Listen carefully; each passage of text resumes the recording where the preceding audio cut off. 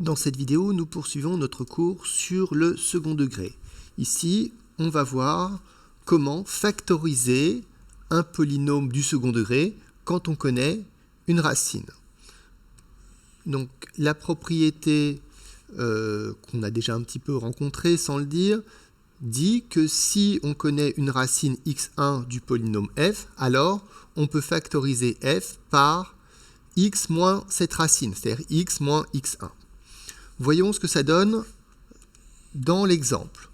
Donc vous notez l'exemple, c'est f de x est égal à moins 3x carré plus 5x plus 22. Et on nous demande de démontrer que moins 2 est une racine de f. Pour ça, il suffit de calculer l'image de moins 2. Et si on trouve 0, c'est que moins 2 est bien une racine de f. Donc on calcule f de moins 2, ça veut dire que dans la formule de f de x, on va remplacer x, on le voit deux fois x, on va remplacer x par moins 2. Donc moins 3, ensuite on a, il ne faut pas oublier, quand on écrit moins 3x carré, ça veut dire moins 3 fois x carré. X, on le remplace par moins 2 au carré. Alors on fait un petit peu attention.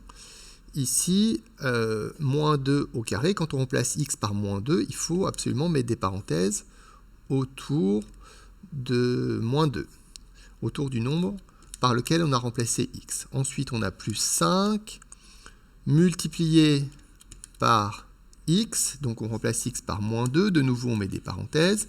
Donc vous voyez, chaque fois qu'on a remplacé x par moins 2, on met entre parenthèses. Par contre, si vous remplacez x par 2, c'est pas la peine. On met des parenthèses parce que moins 2 est un petit peu compliqué, composé de deux éléments. Plus 22. Donc vous pouvez taper ça à la calculatrice.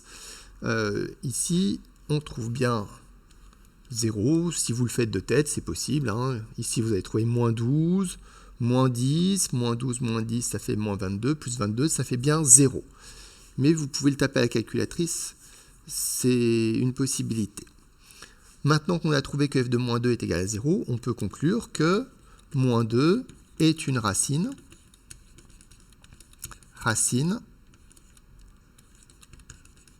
de f. Et maintenant qu'on sait que moins 2 est une racine de f, on va pouvoir mettre en œuvre la propriété et dire que f se factorise par x moins la racine qu'on vient de trouver. Donc vous notez la suite. On va factoriser f de x, c'est la consigne. Alors, j'ai remis f de x ici pour l'avoir à l'écran, mais vous n'avez pas besoin de recopier ça, vous l'avez un petit peu plus haut. Donc, on va factoriser f de x, sachant que moins 2 est une racine, on peut en déduire que f de x peut être factorisé par x moins la racine qu'on vient de trouver. La racine, c'est moins 2. Donc on peut factoriser par x moins moins 2. On a déjà rencontré ce genre d'écriture. X moins moins 2, bien sûr, c'est x plus 2. Donc on peut factoriser par x plus 2. Ça veut dire qu'on en déduit que f de x est égal à x plus 2 fois quelque chose. Étant donné qu'ici on a des x, pour que ça fasse des x carré au bout du compte, il faut aussi que la deuxième parenthèse soit du premier degré. Il faut qu'il y ait des x, il ne faudrait pas qu'il y ait des x carrés dans cette partie-là. Donc on sait que la deuxième partie sera forcément de la forme cx plus d. Mais notre but, ça va être de trouver quelle est la bonne valeur pour la lettre c, quelle est la bonne valeur pour la lettre d. L'expression qui est là, on va la développer. Et donc, x fois cx, ça nous donne cx carré. X fois d, ça donne dx. 2 fois cx, ça donne 2cx. Et ensuite, nous avons 2d, plus 2d. Alors, une fois qu'on est là, on va comparer l'expression qui est ici avec l'expression qui est là. Alors vous voyez, ici il y a 4 termes, ici il n'y en a que 3. Ça n'a pas tellement d'importance. En réalité, les deux qui sont au milieu, ici, ces deux-là vont ensemble, ça va correspondre à ce terme-là. Mais ça nous importe peu, vous allez comprendre pourquoi. Nous, on va surtout s'occuper des deux autres termes.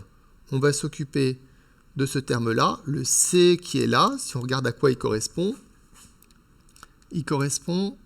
à ce moins 3.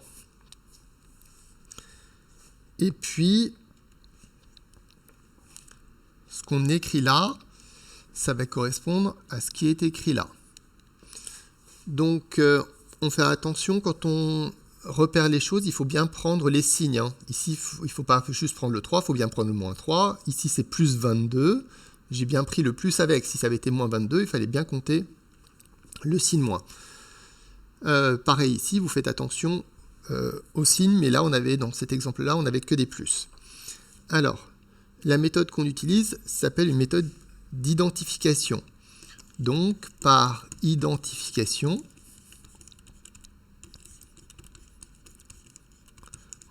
on va pouvoir dire que je mets le code couleur, respecter le code couleur, C qui est là, c'est moins 3.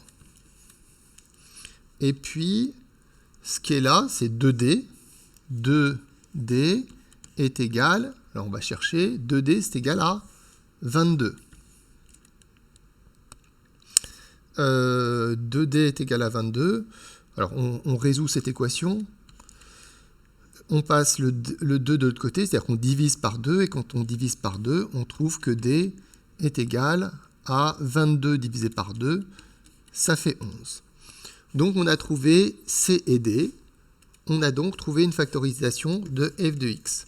Donc f de x est égal à x plus 2, qui était là depuis le départ, ici, facteur de cx plus d.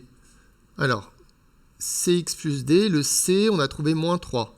Moins 3, x plus d plus 11. Je remets juste un petit code couleur. Le moins 3, c'est ce qu'on a trouvé en rouge, ici. Et puis, en vert, on a trouvé ce morceau-là. Ce morceau-là, c'est ce qu'on a trouvé en vert. Donc voilà la méthode pour trouver une factorisation d'un polynôme du second degré connaissant une racine. D'accord? C'est nécessaire et dans les exercices, on vous aidera, on vous dira quelle racine il faut utiliser. Deuxième remarque pour terminer, si on vous demande de faire ça, c'est parce qu'une fois que le polynôme est factorisé sous la forme qui est là, vous êtes capable d'étudier son signe en faisant un tableau multiligne avec une ligne ici pour x plus 2, une ligne pour moins 3x plus 11. C'est l'objectif de cette factorisation. On s'arrête là donc pour ces polynômes du second degré.